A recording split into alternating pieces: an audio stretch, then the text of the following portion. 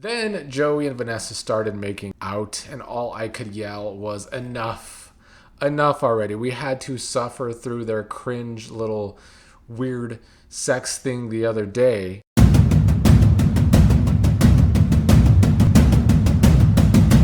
What is up, everybody? It is Friday, February 20th, and you know what that means? It was a filler Friday from Beyond the Gates today. Kind of a slog of an episode to get through. I mean, maybe not nothing too bad, but I mean, Vanessa was on, so there's always bad when Vanessa's on. But let's talk about how Hayley's storyline is carrying this show these days. I think it is definitely carrying February Sweeps. And I don't think February Sweeps has been, as dramatic as it could be. But it's definitely better than November Sweeps was. November Sweeps was very bland and aimless. I do feel like there's at least a vision for most of the storylines this month. And none more so than Hayley's storyline. There's been some comments they want the Hayley's storyline to end. It's moving too slow.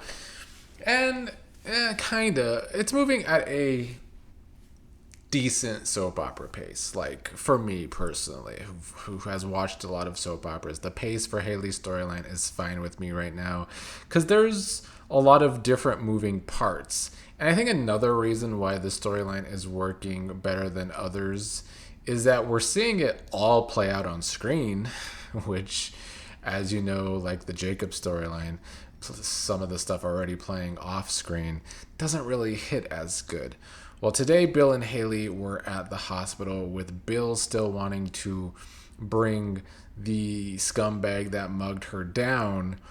And Bill told Hayley that he is taking matters into his own hands since the police are getting no leads, and that he called Joey Armstrong to help find the mugger.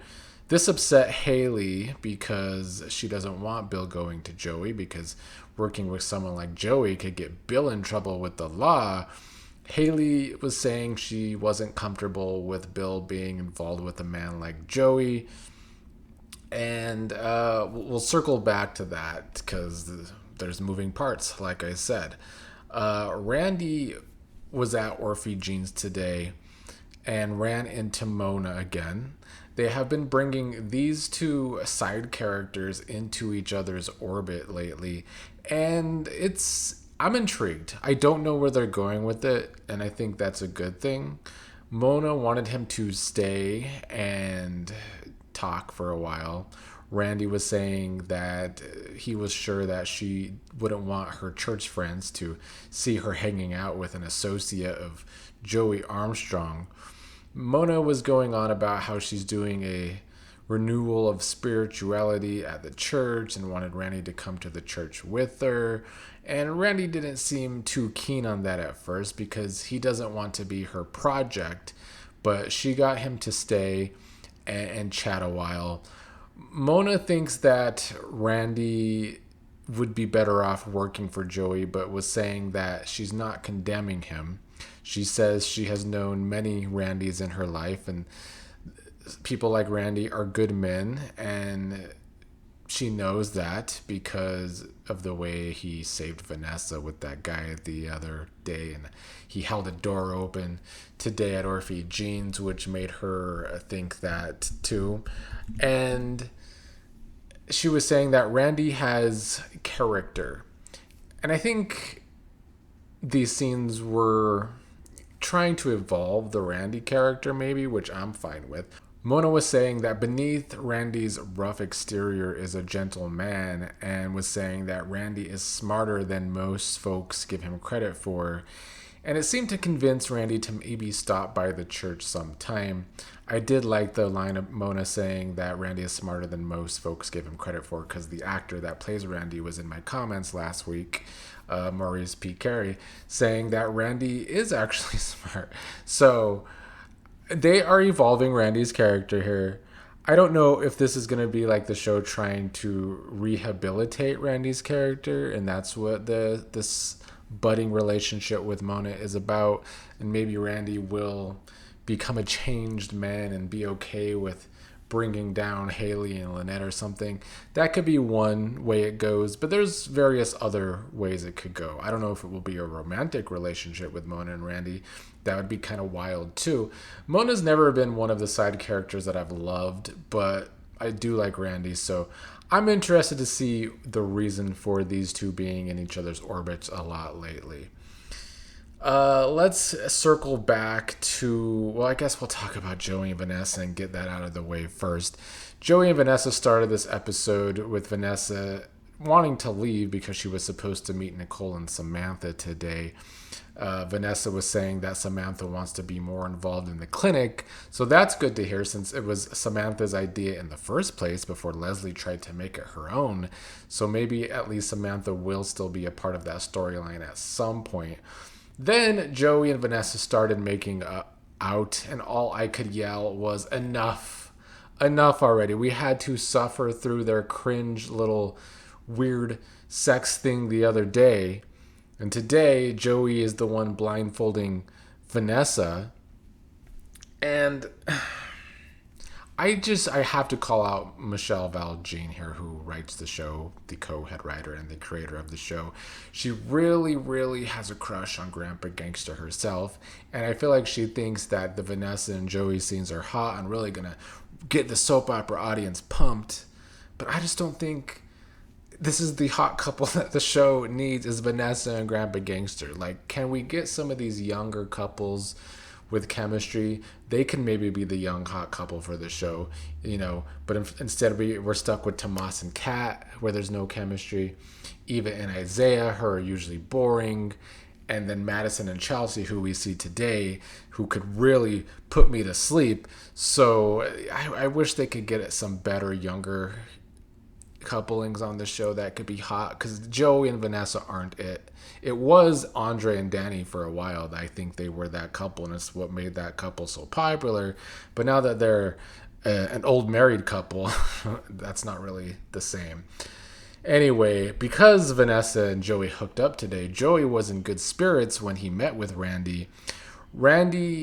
Joey wanted to know if Randy made any progress on finding this mugger of Hayley's, because Joey really wants Bill to owe him, clearly. But Randy's excuse was the guy must have skipped town and maybe they should take this on the chin and move on. But Joey was saying that this reward, which is getting Bill to owe him something, outweighs the cost, and that Randy must find someone that knows something and bring them to Joey. So Randy is definitely going to continue to be pushed to see how he gets either himself out of this pickle or himself, Hayley, and Lynette out of this pickle with Joey. And then when Bill took Hayley to Uptown, she freaked out a bit when she saw Joey and Randy sitting together and started gripping Bill's hand. Her excuse was that the mugging happened outside of that restaurant. And even though she told Bill earlier in the episode that she would be okay going back to Uptown, she's saying now that maybe she should leave. Maybe it's too soon. Maybe she does have PTSD from the situation. But Bill saw Joey talking to Sammy, which is who he knows Randy as, because of the time that Hayley's fake pregnancy became a fake miscarriage, and Sammy was the one helping her. So Hayley was kind of freaking out, but she let Bill go talk to Joey and Sammy. Joey heard Bill call Randy Sammy, and when Randy/Sammy went to go sit with Hayley, he asked Joey how Joey knows Sammy. Now, Joey did cover for Randy here, saying that Sammy is just someone he knows from the casino. Randy went to go sit with Hayley, told Hayley that Joey wants him to find the mugger and that he's kind of between a rock and a hard place.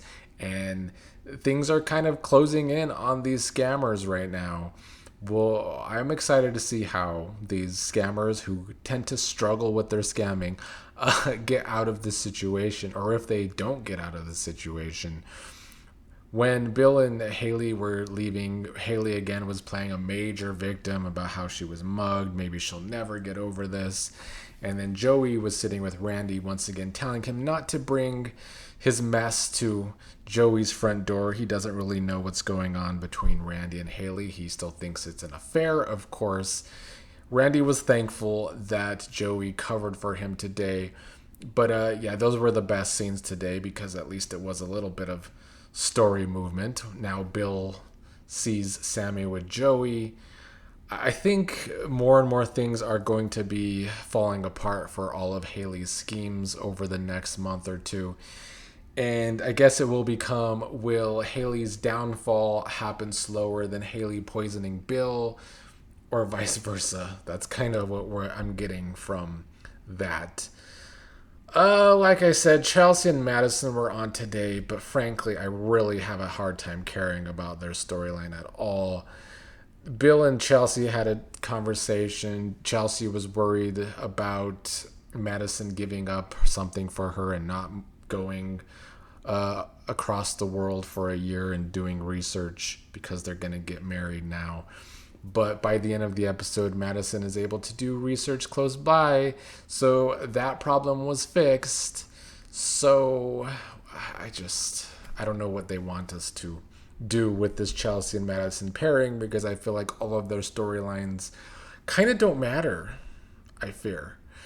And then Samantha and Nicole were talking about the cotillion today. It was another storyline I had a hard time paying attention to today, quite frankly. Anastasia came over to be the annoying character that she can be and antagonize Samantha and Nicole. Samantha was already feeling bad about the cotillion because now she has to compete with Francesca, and Anastasia's always giving her and Anita grief lately, and she doesn't want to lose the debutante thing to this Francesca character that we've only seen once. Anastasia was talking about the rumors that Anita made a fool of herself yesterday at the country club, and Nicole didn't believe it. And Nicole shot back at Anastasia, but then she called Vernon and asked if Anita was drunk at the country club with Leslie yesterday, making a scene. Vernon says Anita was with Leslie, but she wasn't drinking at all. She just had a dizzy spell. And so now Vernon and Anita think they need to go public with Anita's cancer. And as we saw in the preview, Gil King's even going to be there when Anita makes that announcement. And then with the whole cotillion stuff, Anastasia was trying to get tea from Mona about Nicole and Carlton dating, but Mona called Anastasia out on her snooping. And Vanessa is going to set up Samantha and her son Donnell for the cotillion. Donnell's going to be Samantha's escort for the cotillion. So, you know, he's a college kid, though, a little older than Samantha. I don't know if they're going to test those two as a couple. I can be here for it if they do. I am struggling with the teen scene right now. You know, for a while there, the teen scene was boring, but then it was getting kind of good at the end of 2025, or at least I think the fall of 2025. They were making Samantha's storyline a little more exciting anyway. Now they're kind of just boring again, but maybe Donnell could help spice up the younger set. I guess we'll find out. But altogether, today was a bit of a filler Friday per usual. Next week's preview looks like it could be good. There's stuff in the preview that I've read that probably will irritate me, but we'll talk about that on Sunday when we preview next week of Beyond the Gates.